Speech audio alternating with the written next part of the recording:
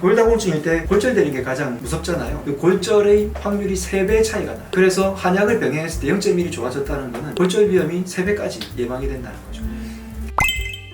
며칠 전에 골다공증 환자들 오셨잖아요. 네. 맨 처음에 그분이 골다공증 검사를 하기 전에 어떤 증상이 있었다고 했는지 기억하세요? 넘어지면 쉽게 부러진다. 대부분의 노인분들이 골다공증을 걱정하는 게 넘어지면 쉽게 골절이 자꾸 생기는 거예요. 네. 근데 실제로 나이가 많이 들면 그런 생각을 하실 수도 있는데 요즘은 40대 후반에서도 생각보다 골밀도 감소가 많고 50대 중반, 특히 여성분들은 갱년기 지나고 나면 골밀도가 감소하면서 골다공증 확률이 확 높아지거든요. 그때 검사해야 될 게 내 키를 보는 거예요. 키가 10대 때보다 4cm 정도가 줄게 되면 골다공증인 분들이 요추가 압박되어서 키가 줄어들게 되는 거죠.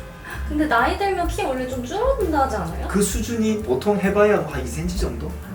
근데 키가 또 줄어드는 원인 중에 또 하나가 뭐가 있죠? 측만. 그쵸. 측만이나 허리가 굽거나 하는 거잖아요.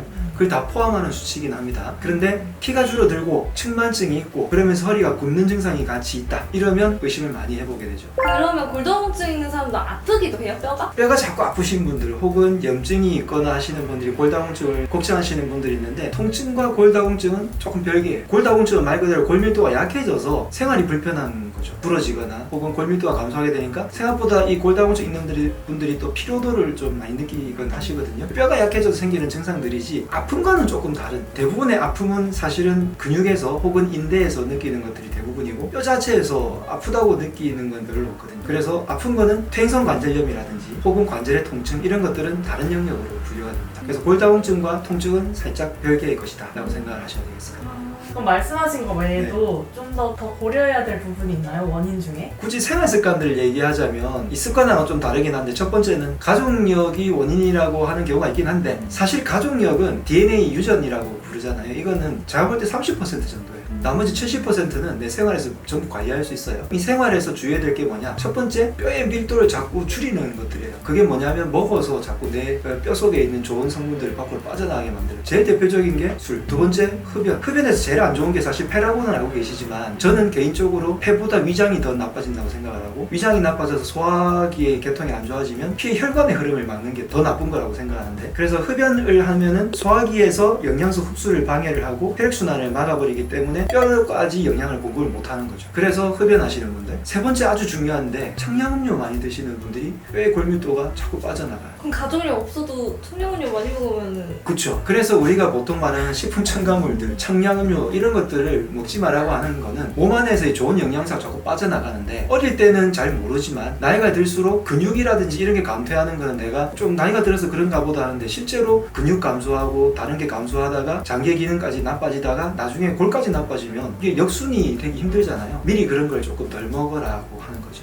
그래서 뭐 아이스크림이라든지 혹은 청량음료라든지 과자라든지 이런 걸 많이 먹게 되면 속에서 좋은 영양소가 자꾸 빠져나가서 골다공증을 더 많이 일으킵니다. 그리고 또 하나 여성분들은 나이 때문에 갱년기가 되면 좋은 에스트로겐 호르몬이 나를 보호하고 있다가 갑자기 갱년기 때 이게 줄어들잖아요. 그때 몸의 급격한 충격으로 인해서 골다공증이 발생할 확률이 더 높고요. 특히 일반적으로는 여성분들보다 남성분들이 운동을 조금 더 하는 경향이 있잖아요. 그리고 근육이 조금 더 많은 경향이 있고 거꾸로 얘기하면 여성분들은 운동을 덜 하고 근육이 조금 적은 편이기 때문에 골다공증에 노출될 확률이 더 높은 거죠. 이제 문의하시는 분들이 네. 골다공증 치료를 할 때 어떻게 하는지도 궁금해서 문의를 하시거든요. 당연히 한의원에서는 한약이 제일 좋은 골다공증 치료제이기 때문에 드립니다. 근데 이제 골다공증 치료제 중에 양약에서 약제들을 몇 가지 쓰는 경우가 있어요. 근데 이것들만 드시는 분들보다 한약을 병행을 했더니 훨씬 더 유의미하게 좋아지더라. 그리고 옛날에는 양약이 이런 게 없었을 때는 한약만으로 뼈를 튼튼하게 하고 실제로 우리가 아이들 성장 치료할 때도 폐 기능, 위장 기능을 좋게 할 뿐만이 아니라 뼈를 튼튼하게 하는 약들을 많이 주잖아요. 그런 약들을 실제로 주니까 골다공증에도 효과가 있더라 하는 건데 대표적인 약제가 녹용, 그 다음에 우술, 두충 이런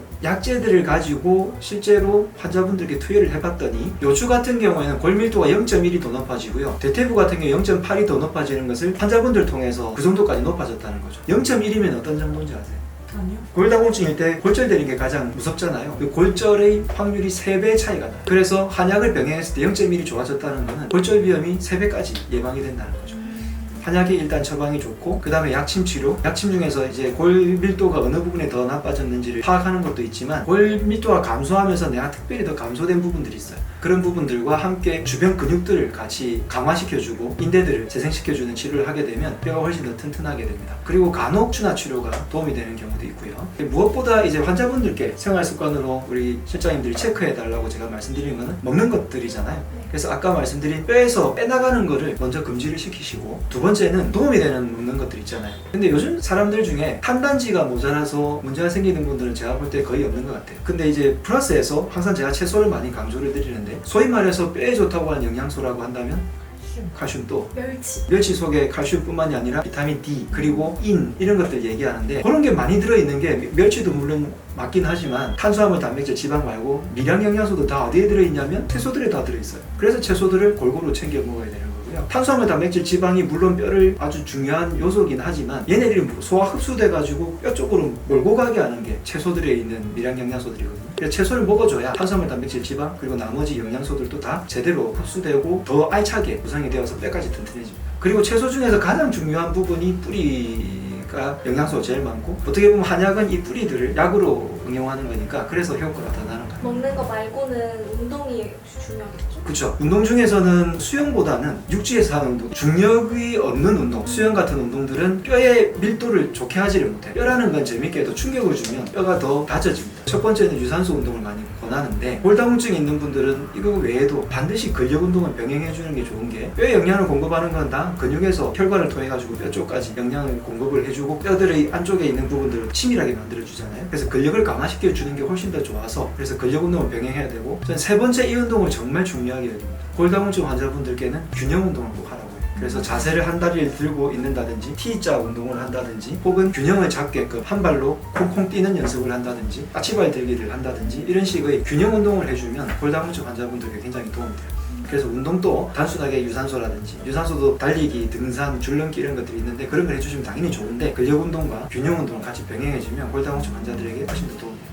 골다공증 있으신 분들이, 어르신들이 좀 많잖아요. 네. 관절이 불편해서 운동하기 좀 꺼려 하시는 분들이 계시는데, 그래도 근력 운동이라도 하면서 해요. 네, 당연히 운동을 안 하면 몸이 나빠지거나 골다공증이 나빠질 확률이 훨씬 더 높아요. 운동을 하면 아픈 것 때문에 조금 불편하겠죠. 염증이 있어서 그 염증을 악화시키는 운동은 하면 안 되죠. 그게 뭐예요? 예를 들어서 염증이 있어서 무릎이 퉁퉁 부었어요. 그런 분들이 저 운동을 하시면 무릎에 더 상하겠죠. 그리고 고관절에 염증이 있어서 고관절이 붓고 걷지를 못하는데 뛰라고 하는 거는 문제가 있잖아요. 손목에 염증이 있는데 일부러 바벨을 든다, 이것도 문제가 되죠. 그래서 염증 자체만은 좀 피하시고, 나머지 염증이 없는 상태에서의 조금 피곤하거나 근육통이 생기는 운동들 정도까지는 어느 정도, 물론 무리하지 않는 선에서 점점 늘려가 줘야지 골다공증도 그렇고 나의 모든 체력과 혈액순환이 다 좋아집니다. 그냥 걷기만 해도 괜찮아요? 만약 거동이 좀 불편하세요? 걷는 것만으로는 운동이 너무 안 되죠. 그래서 최소한 약간의 뛰어준다든지, 걷는 게 운동이 되려면 첫 번째 빠르게 걷거나, 두 번째 경사진 곳을 걷거나, 세 번째 맨발 걷기를 하고, 또 세 가지는 적어도 되어야 약간의 운동 효과를 누릴 수 있습니다. 그럼 첫 번째 환자분들께 생활에서 칼슘이 빠져나가는 음식을 드시고 계신지 체크하고, 예. 채식 많이 먹는지 네, 체크하고, 채식을 또 골고루 하는지 운동 어떤 식으로 하고 계신지 루틴 체크하고. 그렇게 좀 체크해 주시면 지금 복약하신 환자분들이 훨씬 더 잘 낫고 더 좋은 생활을 하실 수 있을 것 같아요. 골다공증으로 걱정하시는 분들은 저희가 나눈 대화들을 다 참고하셔서 꼭 생활에서 실천해 보시기 바랍니다. 지금까지 강남 허준 박영원 원장이었습니다. 건강하라!